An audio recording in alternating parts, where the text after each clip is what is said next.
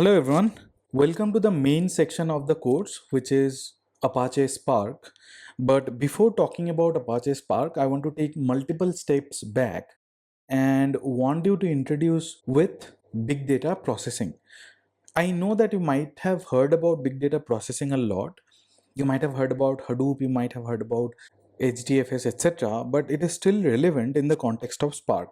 You'll know why that is the case. But anyway, this is going to be a theory based topic. I'll not show you any hands on as such. So after this, I'll start Spark, and that's where the hands on would start. But here, I want to make sure that you understand the concepts of big data processing and mainly Hadoop, Yarn, different file formats, etc. And this is going to be the agenda. I'll start with what is distributed storage and what is distributed compute. And as usual, I'll give the definition of big data, which you might already know, but again, obviously it would not be complete if I do not define what big data is. Then I'll talk about the concepts of Hadoop, wherein both the components would be discussed like HDFS and MapReduce. Then I'll talk about file formats and the most important file formats that are Parquet and Avro. After that, I'll talk about Yarn, which is a resource manager tool, and finally I'll end with Zookeeper. And as I said, it would be mostly theory based except for a few places wherein we'll do some hands-on. Let's first define what distributed storage is. The term distributed means that if you're storing something, in our case that would be data, it would be stored across multiple places. So that places would be servers or nodes. So distributed storage means storing data across multiple servers or nodes. Why do we have the requirement of distributed storage? So what happened was that in the early 2000s or before the internet boom, the amount of data that was getting stored and the growth of data was not that high. But the moment internet started growing and the moment people started putting application on internet, a trend of exponential data growth started. What I mean by that is you'll see that a line which says the amount of data that has been generated in the last 5 years or a year or 2 years is more than the amount of data that was generated all the previous years combined. And this is going to be perpetual. It will be there continuously. So the data growth would be there continuously because our applications are evolving and our day-to-day work, day-to-day activities are very much dependent on a lot of apps, and we generate a lot of data. So this story would continue, that the amount of data that is getting generated or that has been generated over the last 1 year is more than all the previous years combined. This line would be perpetual. I'm not sure till what time, but at least for the next 10 years, 15 years, it would be the same. So that started a challenge because as data started growing, you cannot store that much amount of data in a single storage. Imagine that you have this laptop, right? So you are watching this video in your laptop or in your desktop. The question is, how much data can you store in your laptop? So let's say you have bought a laptop with 1 terabyte hard disk drive. Now if you need more data, you can buy external hard drive, which is, let's say, 4 terabytes or 5 terabytes of size. And if you need more, you can buy more. But there's a limit to which you can keep on buying larger hard drive because your operating system eventually might not support that much big of a data. So it does not make sense that you keep on buying storage and access that particular data or that much amount of big data from the same machine or from the same laptop. Instead of that, what you can do is that you can store the data across multiple servers which you own and use the compute in all those servers or all those laptops to access the data. So your data access would also be faster, and the amount of storage, additional storage that you would need per laptop would be lesser also. And that's what all the cloud storages provide. For example, we have iCloud, we have Google Drive, we have OneDrive. All these use distributed storage. So what they essentially do is that they store data across multiple servers or multiple nodes. That is the exact reason that distributed storage came into being. And right now, whenever we think of storage, we think of distributed storage only. So let's say you have 400 GB of data, you can store that 400 GB of data in a single server. What if you have additional 400 GB of data?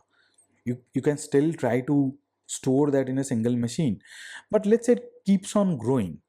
Will you be able to store 1.6 terabytes of data in a single storage, or in a single machine, or in a single server? Maybe you can, but what if it keeps on increasing? And that's what you do is that you break all these files into pieces. So let's say all the 400 GB of files are broken down into individual 100 GB of subset. So this 100 GB is a subset of the 400 GB of data. This 100 GB is also a subset of this 400 GB of data, and so on. So what you do is that you break the bigger file into smaller subsets, and then you store these subsets in these individual servers or nodes. So let's say you choose to store them in 4 servers or 4 nodes, and each node would have its own CPU and own RAM. So what you do, you break this big chunk of data into smaller chunk or in smaller subset, and you store them in these individual servers or in these individual nodes, right? So now entire 1.6 terabyte of data across these 4 files have been stored in all these 4 nodes or servers, and each server is storing only 400 GB of data. Now when I say server, I means compute capacity with disk attached to it. It can be your laptop, it can be a server in an organizational data center, or it can be servers in cloud also. So essentially the purpose is to break large amount of data in smaller pieces and store those pieces in individual nodes. And now let's say you have more data. Let's say instead of 1.6 terabyte you have 16 terabytes. So what you do, you keep on adding nodes. You don't store them in individual nodes, you add more servers or more nodes and distribute the data further, assuming that a single server is capable of storing and processing only 400 GB of data in our case. So if you have 16 terabyte of data, then imagine how much nodes you would need. It solves multiple problems. One problem is that you are breaking the data into pieces, and as your data grows, you do not have any problem. You can add more servers and more data can be stored across all these servers. Not only that, it gives you a sense of parallelism also, or parallel processing also, because let's say for this 400 GB, to process this 400 GB, what you would do is that each individual server would only process 100 GB of data, and the processing time would be much lesser. For example, let's say to process 400 GB of data, it takes 400 seconds. To process 1 GB, let's say it takes 1 second. Now, as you have broken them into pieces, this 100 GB of data can be processed parallelly. So here it will take 100 seconds. Each server would take 100 seconds, obviously in idealistic situation. And then you aggregate the data and then send it back to the client. See how much time has been reduced. Let's say the aggregation takes 5 seconds and processing would take 100 seconds because all of them are happening in parallel. So 100 seconds plus 5 seconds, it is 105 seconds. Now, instead of 400 seconds, your data is being processed in just 105 seconds because you have distributed them across multiple servers. So it solves multiple problems, but it also brings challenges. For example, as you have broken the big chunk of data into pieces, how do you know which chunk of data is where and where it is starting from and which block is being stored in, let's say, server 1, from which block to which block is getting stored in server 2, 3 and 4. So for that you need some additional server. I'm calling it a server 0 or node 0, which is again a typical server that you can think of, and this server would contain the metadata, meaning that this server will store the information about the data that has been stored in individual servers. So this server would know how much data has been stored here and from which block to which block. Same would be the case for server 2, 3 and 4. So this metadata node or metadata server will have information about the entire dataset for all the files. I'm not talking about only one file which is 400 GB of size. Let's say you have multiple 400 GB files and you have broken all of them into pieces and you have stored them into multiple servers. This metadata server would contain information about which chunk is being stored where. And that's also gives some additional advantage, because now let's say you want to read using some ranges. Before querying, the query is sent to the metadata. Now metadata would know that okay, this particular range is there in only server 2 or node 2, so it will send the client only to node 2, reducing a lot of other processing, right? So now the client will never go to server 1, 3 and 4. So it has kind of pruned or excluded the data that is not needed or that is irrelevant for that particular requirement of the client. So this is what distributed storage is. And examples of distributed storage are HDFS, which is Hadoop Distributed File System. On cloud, we have S3, which is Amazon S3, Simple Storage Service. Then in Google Cloud, we have GCS or Google Cloud Storage. And in Azure, we have ADLS or Azure Data Lake Storage. So these are the distributed storages available. You can build HDFS in all the clouds also. So that's why I have included HDFS here. So HDFS can be hosted on organization's data center or on cloud as well. But if you do not want to host HDFS and you want to get a distributed storage out of the box from the cloud service providers, you can use Amazon S3 or Google Cloud Storage or Azure Data Lake Storage. Now in HDFS lingo, this metadata server has a name which is called name node, and these other servers which store the data are called data nodes. This is in HDFS lingo. Alright, I have talked about distributing data across multiple servers or multiple storage. And I also told you while processing, you'll process only subset of data in a particular server. Now, how do you do the process? How do you do the processing rather? So that's where distributed compute is used. So the purpose of distributed compute is to process data that is stored across multiple nodes. And distributed compute was born because of this, so that it can process distributed data which is stored across multiple nodes. Now let's take the same scenario wherein we have this metadata server which is called name node, and we have these individual servers which is called data node in HDFS lingo. And the purpose of these individual servers are to store a subset of data, which is distributed storage, right? Now the question is, how do you process this data that is scattered across multiple servers? Let's say you have written a Java or Python or .NET or JavaScript, any code, and you want to process this data using this programming language or using this code. How can you process the data? So to process the subset of data which is stored in individual servers, what you have to do is that you have to send the code in these individual servers. So the same code would be sent in all the servers from server 1 to server 4, and the code would process the subset of data that is there in these individual servers. And then once the processing is done, there has to be a way to aggregate the data, which you have to write a logic in the code itself. And then after you consolidate data from all these 4 servers, you send the data back to the client, right? So this is how you can process the data. But there are a lot of problems in this particular model. So can you think of some problem? I'm just pausing the video. You can think about it and note it down if you want to. Please pause the video and write some points which might be different, which can be different from the points that I'm going to talk about. All right, I hope you're done. So what are the various problems that you can think of? The first problem is that you'll have to handle a lot of things in the code itself. You'll have to write a lot of things. First thing is, how do you send the code in all the servers? So you need to know all the servers that are there.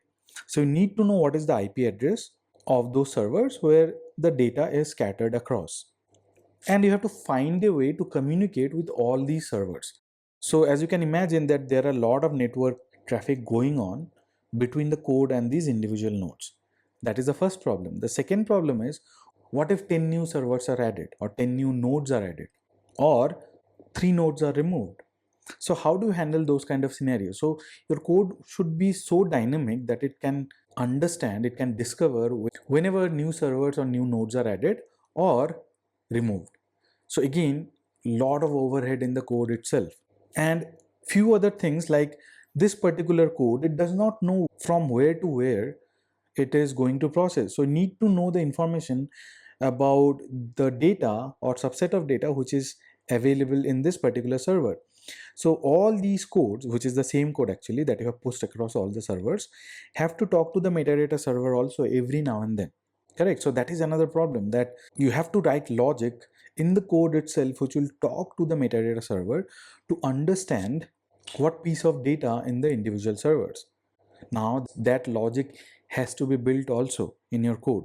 So whenever your code goes to a particular server, it will check, okay, I am in this particular server, this is the IP address, and the code would send the IP address to the metadata server and then get the information which data is available or which data is present or which subset of data is present in this particular node or in this particular server. And the same story would continue for all the other nodes also. So you have to factor in that complexity also in your code. As you can imagine, too many complexities would be put on the code itself, whereas the code should only focus on writing business logic. It should not focus on the infrastructural responsibility that I just talked about. It should not worry about where the data is. It should not worry about which server contains what subset of data. That should not be handled by the code.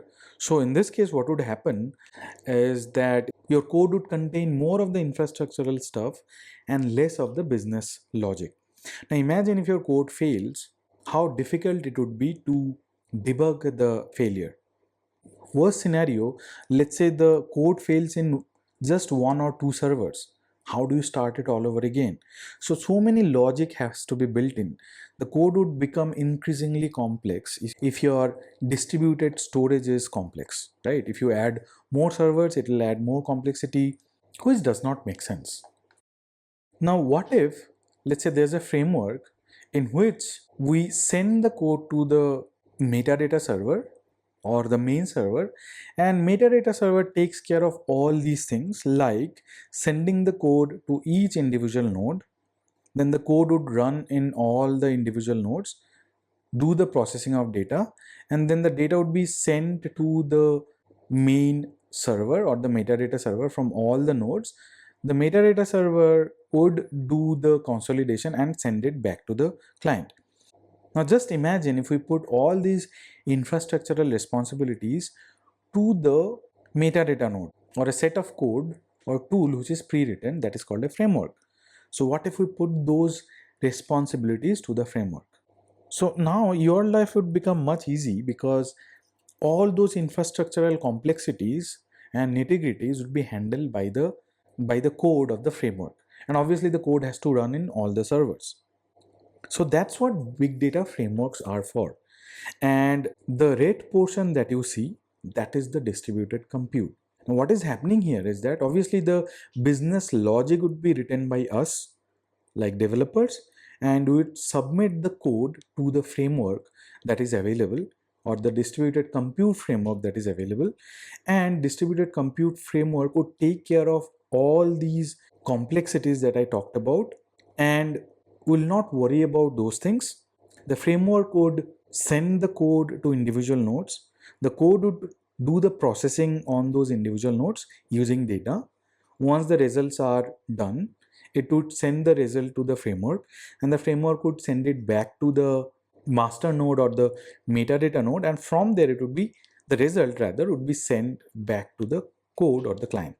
So that's what a framework is, and that's what a distributed compute framework is.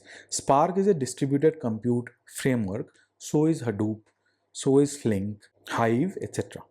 And the main or the master node that I'm talking about is called a driver node, which anyway we'll discuss later on. So this is the concept of distributed compute, wherein the code or the framework, which is actually a set of multiple codes and tools, will take care of these distributed processing, and we focus only on writing the business logic. So now it's time to define big data. So as you have understood what a distributed storage is and what a distributed compute is, distributed storage is something wherein we store the data across multiple servers or multiple nodes. So we distribute the data across multiple nodes. and distributed compute is needed to process those data which are there in multiple nodes. So that's what distributed compute is. And big data is that data which needs distributed storage for persistence and distributed compute for processing. So that's what big data is. You might ask, what size of data would be big data? Would 100 GB be called as a big data, or 400 GB would be called as a big data, or 4 terabytes? So we do not define big data using the size of data. It does not matter what the size is. If you store that particular data in a distributed way using distributed storage, and then you use distributed compute frameworks to process that data, we are essentially handling big data. It can be 200 MB file also. So let's say you have a 200 MB file, but you have decided to store it in HDFS because all your other files are being stored in HDFS. And then when you process that file, you use distributed compute framework like MapReduce or Spark. So that also will be called as big data. And there are some other formal definitions that I have to introduce here, which is the 5 V's of big data. The first V is volume, which is essentially the size of data. Typically, big data can be hundreds of GBs or in terabytes also, can be petabytes or more also. You would not store a few megabytes of data using distributed storage. You'd store few hundreds of GBs of data in distributed storage. So the volume of big data is handled by distributed storage. That is the first V. The second V is velocity. That is the data generation rate and speed. So when we talk about data generation rate and speed, we are essentially talking about stream processing. So in this particular course, I'll talk about Spark batch processing and stream processing both. So that's why velocity essentially caters to the stream processing. This is the second V. The third V is variety. So what is variety? It is the type of the data that we process. It can be structured like RDBMS or relational databases, or comma separated files like CSV, or structured files like Parquet. So using big data frameworks, we process structured data. Then we have semi-structured data also, like NoSQL databases, JSON documents, etc. So using big data frameworks, we process and store semi-structured data also, and in some cases unstructured data also, like videos and images. And this is the third V.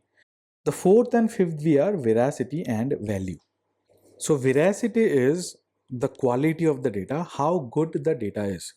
So that is the fourth V. Using big data processing frameworks and storage frameworks, we make sure that the data is of good quality. Veracity also brings in the trustworthiness of data. So how good the data is, again, it actually ties back to data quality. That's what veracity is.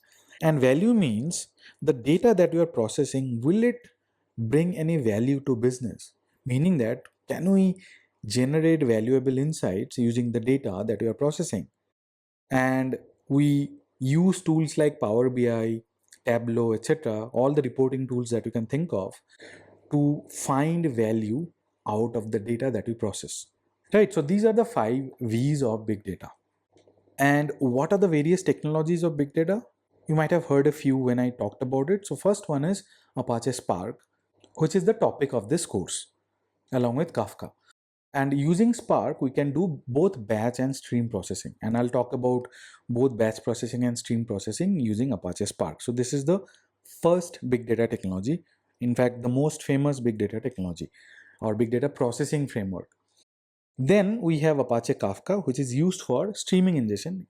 And this is the second topic of our course. We'll use Apache Kafka to do streaming ingestion, which is the velocity part of 5 V's of big data. And using Apache Spark, we'll do batch and stream processing. Then we have Apache Flink, which is also for stream processing. Kafka Streams, which is also for stream processing. Then we have Apache Hadoop, and actually I should have talked about Apache Hadoop at the beginning, because Apache Hadoop started it all. The entire big data craze and the big data inception was done by Hadoop. And Apache Hadoop is still relevant, by the way, because even today we use technologies like Hive. And if you want to know about Hive, you can enroll in my first course, Data Engineering Volume 1, OLAP and Data Warehousing Systems. So as Hadoop started this big data revolution, and basically the inception of big data rather, let's talk about Hadoop a little bit. Hadoop is a big data framework for both storage and compute.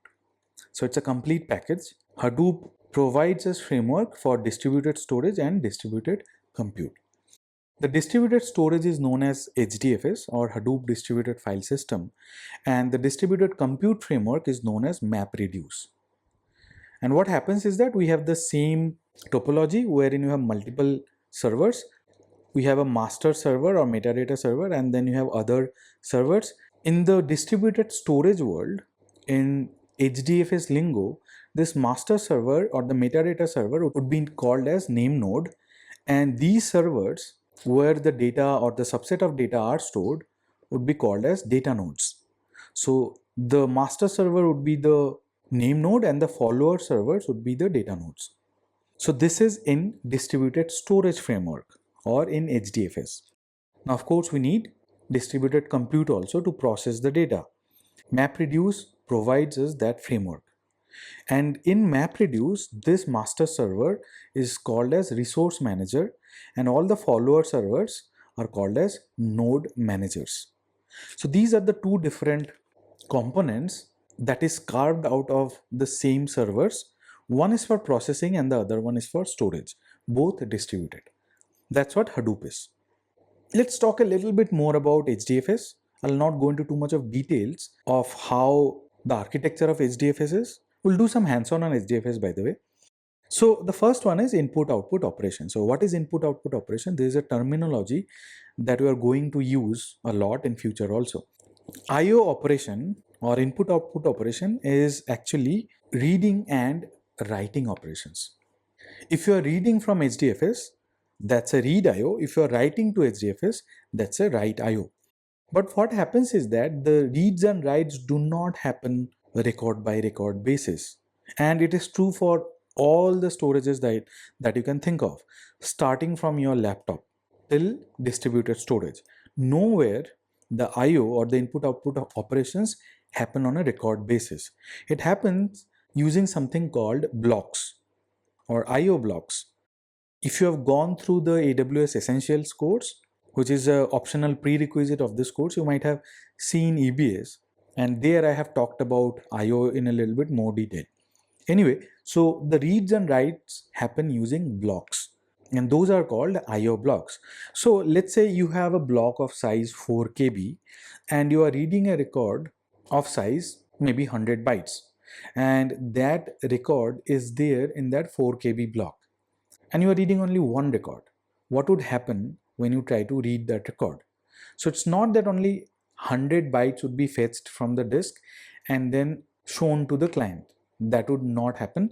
The entire 4 KB would be fetched because that is the size of the block. And in HDFS, the block size is 120 MB.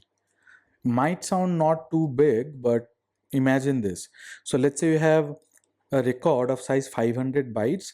One HDFS block would contain 260,000 plus records.